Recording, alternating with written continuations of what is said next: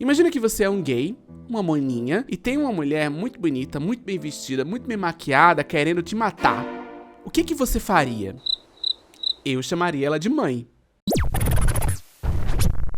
Olá, meu nome é Thiago e neste canal a gente fala sobre cultura pop e a inerente conexão entre homens gays e figuras maternas meio abusivas.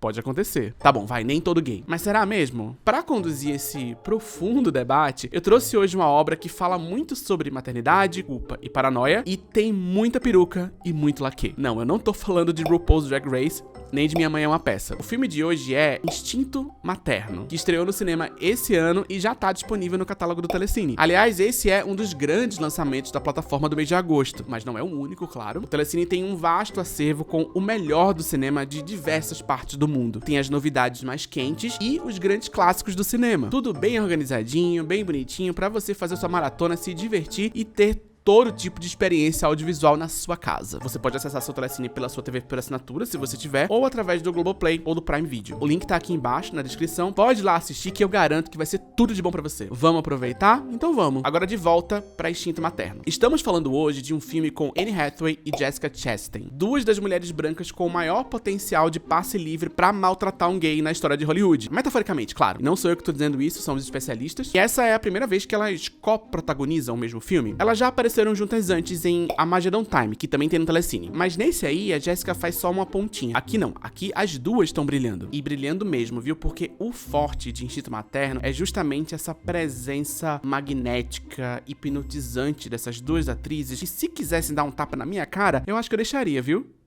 Enfim, vamos falar do filme. I'm a terrible mother. You're a wonderful mother. Em Instinto Materno, a Anne Hathaway vive a personagem Celine, enquanto a Alice é vivida pela Jessica Chastain. Essas duas mulheres são vizinhas num subúrbio americano dos anos 60. E o diretor do filme, o Benoit Delhomme, ele ambienta muito bem essa história, que pra uma audiência mais contemporânea, lembre visualmente a série Mad Men. Eu acho que Mad Men hoje é a principal referência estética pra esse recorte específico dos Estados Unidos. Enfim, o filme conta essa história de duas mães, vizinhas, esposas, mulheres e, acima de tudo, amigas, e as tensões que se constroem entre elas a partir de um terrível acidente. Mas vamos por partes. Os filhos delas também são muito próximos, e os maridos também são brothers.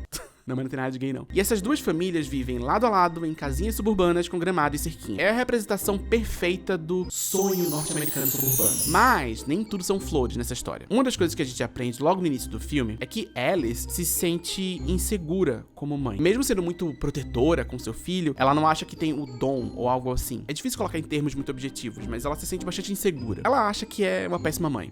Eu acho que ela explicitamente fala isso no filme. Não sei se estou lembrando errado. E isso tem a ver também com o fato de que, para ela se tornar essa esposa, dona de casa, mãe, ela precisou largar a carreira de jornalista. Maybe I should call my old boss at the Gazette.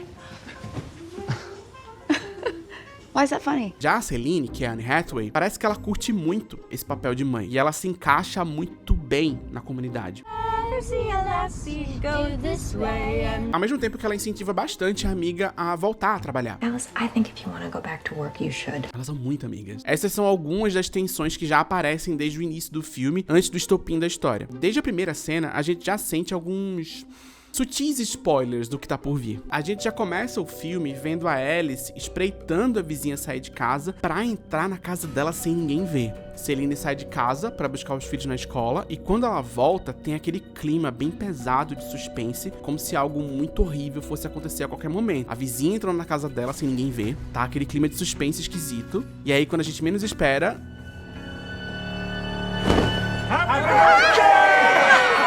é uma festa de aniversário. Essa cena inicial constrói muito bem o tom do filme que a gente tá começando a ver. A gente tem uma relação de amizade muito bem estabelecida, duas famílias felizes, estruturadas, mas com algumas rachaduras emocionais aparentes. Existe também um certo subtexto queer entre essas duas mulheres, que aparece ali talvez pra evidenciar essas rachaduras. Tem algo de podre no paraíso heteronormativo, entende? Enfim, o que acontece em seguida é o estopim da trama do filme e uma tragédia horrorosa. Se você se importa com spoiler, essa é a hora de pausar o vídeo. Mas veja, essa cena tá no trailer do filme, então eu não sei se é um spoiler tão grande assim, mas fica o aviso. Enfim, o que acontece é, o filho de Celine, Anne Hathaway, enquanto estava sob os cuidados de Alice, Jessica Chastain, sofre um acidente terrível e morre. Ele cai da janela de casa. Como é de se imaginar, essa morte prematura é devastadora para as duas famílias. Em especial, claro, para essa mãe que acabou de perder um filho. E, como eu disse, ela é uma mulher que parece se encaixar muito bem nesse papel. Uma típica mãe branca suburbana dos Estados Unidos do meio do século XX. A perda de um filho, nesse contexto, não é uma mera rachadura emocional numa configuração social frágil, mas sim uma ruptura completa, brusca e devastadora. Uma tragédia que abala, inclusive, a amizade entre essas duas mães, porque quem estava cuidando da criança era a Alice, uma mulher que já se sentia inadequada como mãe dentro de todo esse contexto emocional complicado. Are you avoiding me? Sully?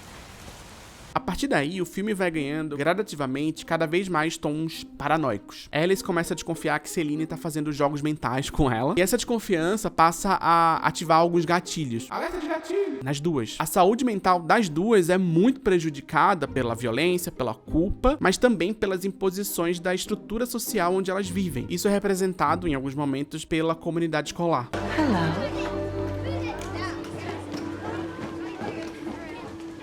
You're here. Of course.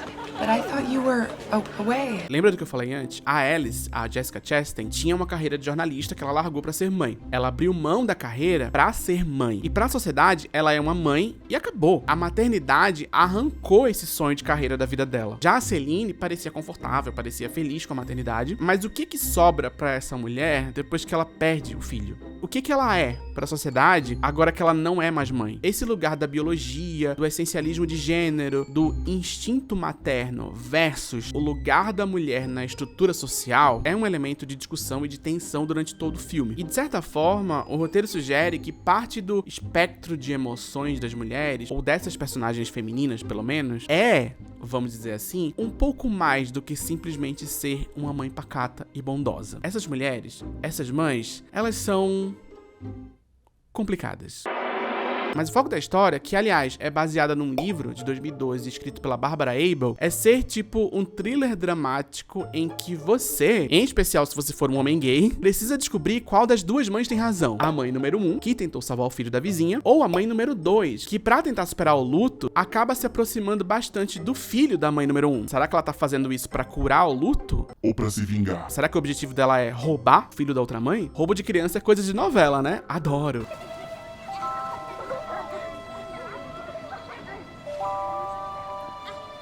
E veja, eu não tô falando dessa coisa do gay à toa, não. Eu tô trazendo esse assunto porque, veja bem, toda essa iconografia da mãe tradicional dos anos 50 e 60 dos Estados Unidos é um elemento muito forte nesse filme e, por vezes, até um pouquinho exagerado. Quase artificial. Isso não é uma crítica. Eu acho que essa artificialidade agrega uma camadinha de leitura na história toda. Eu só queria dizer que eu tive que interromper a gravação porque tá passando um carro de som aqui na frente da minha casa tocando a música Iris, do Google Dolls.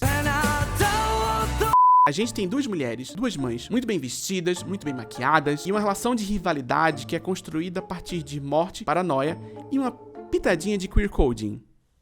Sempre bom, né?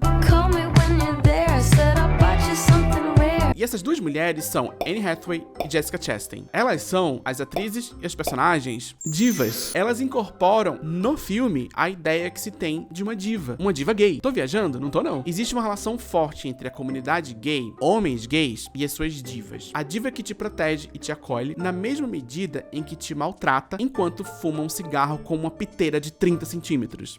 Meio fálico isso, né? Uma mulher sofisticada, arrogante e um pouquinho desagradável. Uma mãe.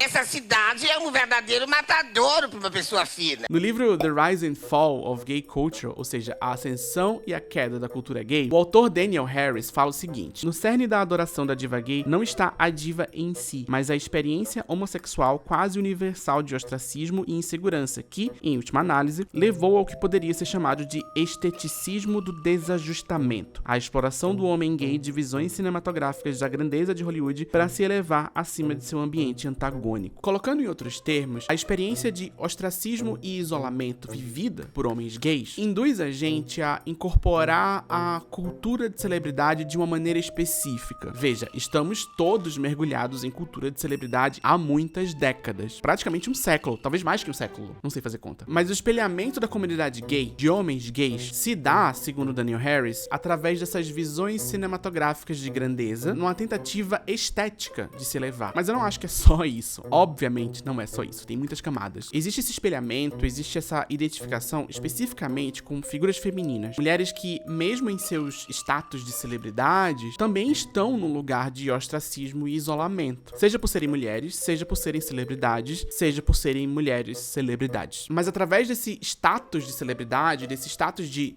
diva, essas mulheres conseguem uma elevação estética. Entenda, não é uma emancipação, é uma elevação estética. É tipo uma performance. Não necessariamente intencional, mas em alguns casos existe uma intencionalidade política. Por exemplo, na cultura drag, na cultura ballroom, com a ideia de opulência, de andar como se você fosse dona de tudo. Essa ideia de andar como se você fosse dona de tudo vem do movimento LGBT dos anos 80, nos Estados Unidos, e ele é protagonizado justamente por pessoas que não são donas de tudo. São pessoas que não têm nada, mas elas andam, elas performam, elas agem, elas têm uma postura de quem é dona de tudo. É uma espécie de elevação estética, é uma espécie de empoderamento, é todo um babado. Uplands, you own everything. É uma performance de poder, de status, de riqueza, mas é uma fachada, e a gente sabe que é uma fachada, a gente sabe que é uma farsa. Parte da performance envolve a consciência de que tudo isso é uma performance. É por isso que eu fiquei fascinado com o jeito que Instinto Materno brinca com essa ideia de artificialidade. Pra mim, pareceu uma artificialidade intencional. As maquiagens impecáveis, os cabelos perfeitamente armados e a estética perfeitamente calculada de uma configuração familiar tradicional dos Estados Unidos de 50 anos atrás. Uma configuração social que frequentemente é evocada por movimentos de extrema direita. Uma configuração familiar que não existe sem as suas rachaduras. Essa é uma história sobre gênero e sobre obsessão. I just lost my son.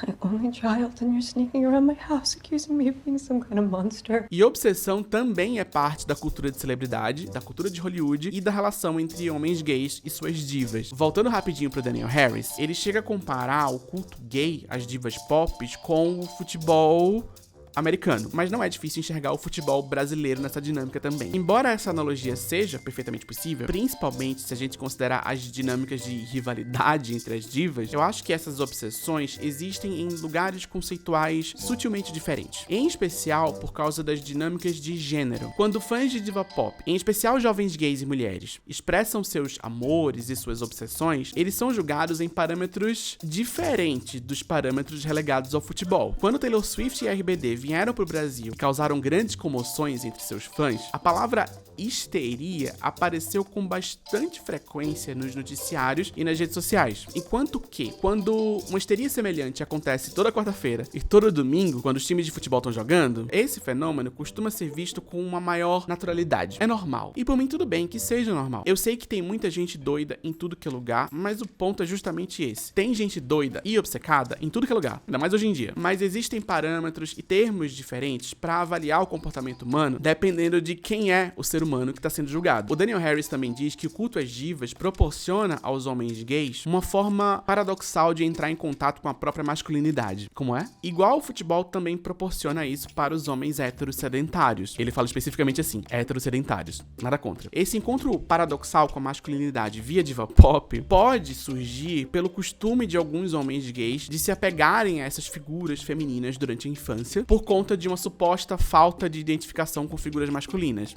É meio esquisito, mas vem comigo. Isso não sou eu dizendo que todo gay tem pai ausente. Alguns têm. Da forma como eu vejo, essas dinâmicas estão mais relacionadas com performances de masculinidade ou performances de gênero como um todo. Esse agir como um homem, para homens gays, mulheres trans ou qualquer pessoa que foi designada como homem ao nascer, seja homem, haja como homem, performe masculinidade, são frases que muitas vezes precedem violências simbólicas ou não tão simbólicas assim. Essa ideia do seja homem é incorporada à vivência LGBT de um jeito muito contraditório, violento e causa, com muita frequência, comportamentos contraditórios e violentos na vida adulta. Diante dessas normas de gênero arbitrárias e agressivas, é comum que crianças gays encontrem refúgio numa espécie de reino feminino, ou melhor, num reino conceitual percebido como feminino. É muito estranho, mas gênero é um negócio meio estranho mesmo. Obviamente, nada do que eu descrevi aqui são experiências universais. Eu mesmo não me identifico com tudo que eu descrevi aqui, mas é possível reconhecer parcialmente algumas coisinhas. Um artigo de 2023 do site Gay LA Times argumenta que as divas pop exercem sobre os fãs gays um papel de força, apoio e acolhimento. Um papel estético de força, apoio e acolhimento, pelo menos. Essa é uma notinha particular minha. Ou seja, em certa medida, é um papel que a estrutura social reserva para as mães. São códigos percebidos como femininos e maternais. Eu não tô falando de biologia nem de essencialismo. Então, nesse artigo tem uma entrevista com Paul Baker, que é um professor de língua inglesa da Universidade de Lancaster. E ele é autor desse livro aqui, que é muito importante para a comunidade LGBT da Inglaterra. Ele argumenta que o termo mãe é usado pela comunidade gay há séculos. Para reforçar esse argumento, ele traz a história de uma mulher chamada Margaret Clapp, que era dona de uma cafeteria que em 1720 era um refúgio para homens gays londrinos. Essa mulher, essa Margaret Clapp, ela ajudou uma galera a se livrar de acusações de sodomia. E ela ficou presa durante 2 anos porque ela administrava um lugar que era conhecido como Molly House, um termo que era usado na época para se referir a esse tipo de lugares que acolhiam pessoas gays. Por Paul Baker, a Margaret Clapp era o que a gente chama hoje de aliada. Enfim, uma mãe. Recentemente, na história humana, na história do movimento LGBT, as comunidades de homens gays construíram o hábito de chamar de mãe o homem gay mais velho do grupo. O termo é especialmente aplicado a um homem gay mais velho que viu de tudo e passou por tudo. E então, posteriormente, tem muita sabedoria arduamente conquistada para transmitir e pode fornecer apoio emocional aos membros mais jovens do grupo social. Eu não quero me alongar muito nessa parte linguística da questão, mas tem uma parte dessa história que envolve a rede social. A forma como esse linguajar, esse léxico LGBT vem sendo traduzido rapidamente de um país para outro. Tipo quando a gente fala hoje que tal cantora serviu tal coisa, que é uma tradução literal de termos como serving realness, por exemplo. Tudo isso se torna parte desse universo conceitual que nos cerca. E eu gosto muito que esse imaginário atravessa diferentes mídias, diferentes décadas e diferentes referências. Vai da moda pro cinema, pra música pop e pro TikTok. Tipo, sei lá, você tem um look específico da coleção Outono e Inverno de 1992 do Thierry Mugler, que vira referência pra uma vilã complexa e multifacetada de Sailor Moon, que acaba no Instagram da drag Fifi O'Hara em 2015. Enfim, todas são nossas mães. E eu acho que esse arcabouço de referências pode criar uma percepção bem específica de um filme sobre mães, mulheres, vizinhas, esposas e possíveis amantes que se tornam rivais e obsessivas uma com a outra. Se você for LGBT, claro. Eu sinto que é por causa disso que se você entra no Letterboxd, aquele site de cinema, as críticas mais curtidas de Instinto Materno estão justamente nesse lugar queer, onde os espectadores estão imaginando uma versão do filme em que Alice e Celine largam tudo e ficam juntas, ou que o lesbianismo teria salvado elas duas da ruína, ou que todas as cenas entre elas poderiam ter terminado com um beijo, ou que o filme inteiro é um desafio de passar 2 horas sem chamar a Anne Hathaway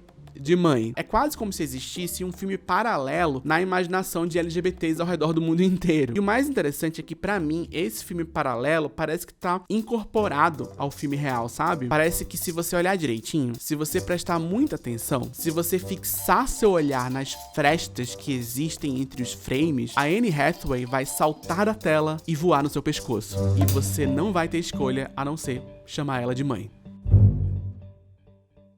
Olá, mamãe! Gente, esse vídeo é um pouquinho mais curto, eu sei. A partir desse segundo semestre, a gente vai ter alguns vídeos um pouco mais curtos, mas isso não quer dizer que acabaram os vídeos longos. Muito pelo contrário. Tem muito vídeo longo vindo por aí, mas é aquilo, né? Demora. E esse é justamente um dos principais motivos que me levaram a fazer alguns videozinhos mais curtos, pra gente não ficar sem vídeo. Então, assim, pode comemorar. Vai ter bastante vídeo, alguns curtos, alguns mais longos. Tá bom pra você? Espero que sim. Deixe um comentário aqui embaixo pra fortalecer o engajamento. Até o próximo vídeo.